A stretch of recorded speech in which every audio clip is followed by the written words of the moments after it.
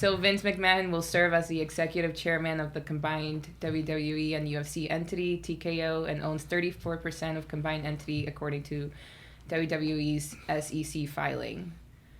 So his ownership of 34% of TKO makes him the highest sole owner of the company, meaning as an individual, not a company, he holds majority of ownership. He will serve as the executive chair of TKO until his death, resignation, or incapacity, according to the agreement filed by the SEC. With that position, he has the right to select 5 of the 11 directors of the company and certain veto rights as well. So the question for you is, as someone who worked under Vince firsthand, what impact or influences do you think Vince will have on the business side of the UFC? No comment. I told you it'd be a quick segment. The longest part of it would be you reading all that. I was like, to see if you can get through those tongue twisters. But what fascinates me is till death, right? We were talking about that earlier, right? I mentioned earlier, till death, right? So like, I need to get a job that says I'm the boss till death. You're the boss till death. Come on, man. Of course you would do a deal then, wouldn't you? Like, I mean, you kind of have to see you're what a it is. businesswoman. I'm not. So you explain this deal to me, how you see it. Like, as you read it, were you taking it in as you read it? Yeah. So I'm not even gonna try to remotely pretend that I understand businesses and percentages and CKOs and TKO. I thought TKO was a wrestling move, to be honest. I thought it was Martin Merrill's move, like F5 or something. Yeah. But I guess that's a thing. I seen Shane Helms posted a picture. It was like WWE TKO and Endeavor or something, right? Or something like that. And like he had the UFC belt. So I guess how are you interpreting this? Like, cause like I said, I'm not even gonna try to bullshit my way through it. Like, file with the SEC, 11 out of the 11, he gets to pick 5. So how do you see all that? I think, I mean, I would have to obviously see the agreement to really have like a full opinion on it, but until his death, I mean, I was pre-law. I almost went to law school. Woo! So. You and Ruthie should get along. She was pre-law too. Really? She did study law. That's what they underestimate it. Yeah, I took the LSAT, was gonna take it again, and then before I took the LSAT the second time, because I did well the first time, I just wanted to get a scholarship the second time. I could see you as a tag team, coming out doing legal stuff and representing all these people. Start hitting people with briefcases. That'd be nice.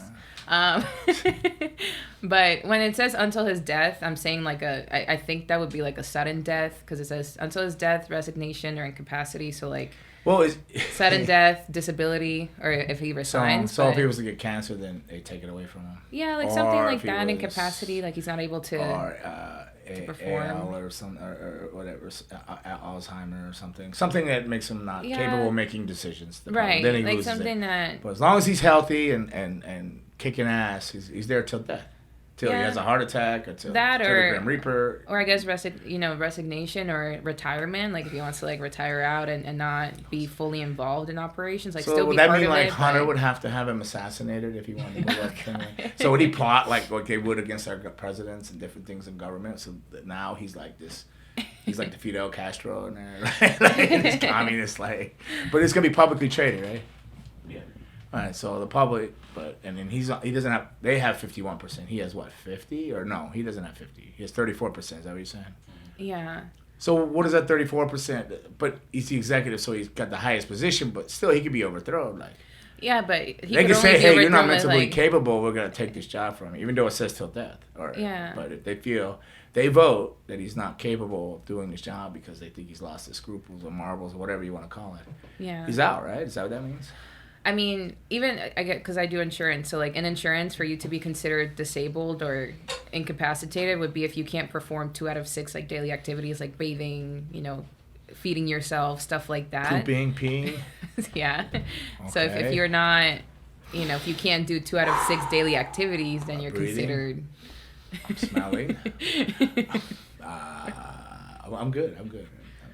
I was gonna say, I'm like, you've put me into some weird like locks, and you definitely have a lot of strength. So it's not about strength; it's leverage, leverage, and just the knowing. Yeah, you just take my arm, and I'm like, God, it's gonna break. Well, then that means I'm too grizzled. I need to do that. So your opinion is what? Like, I guess I don't know enough of. Because I think I've confused everybody enough. They go, he absolutely is being honest. He doesn't know what the fuck he's talking about because he has talked about everything but this merger right here. Like, because they're not putting out too much information out there, like right. One can only speculate, but we don't know. Right. So as someone who worked there, they're asking me Vince firsthand. I've not really worked with Vince. I worked for him, but like I worked for the company. He was the final say on everything. What impact influences do you? What impact? Maybe it's gonna be maybe it's gonna be more of a majority influence on different ideas and what markets they go, different things. I think it'll impact it that way.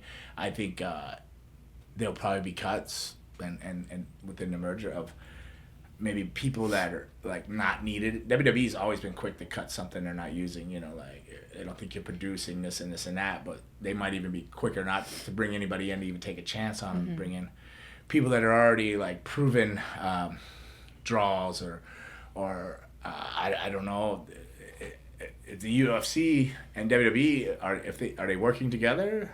Yeah, or are they two separate entities? Because Dana White has he's the UFC, and in there he's the chief of the combined company, so WWE and UFC events.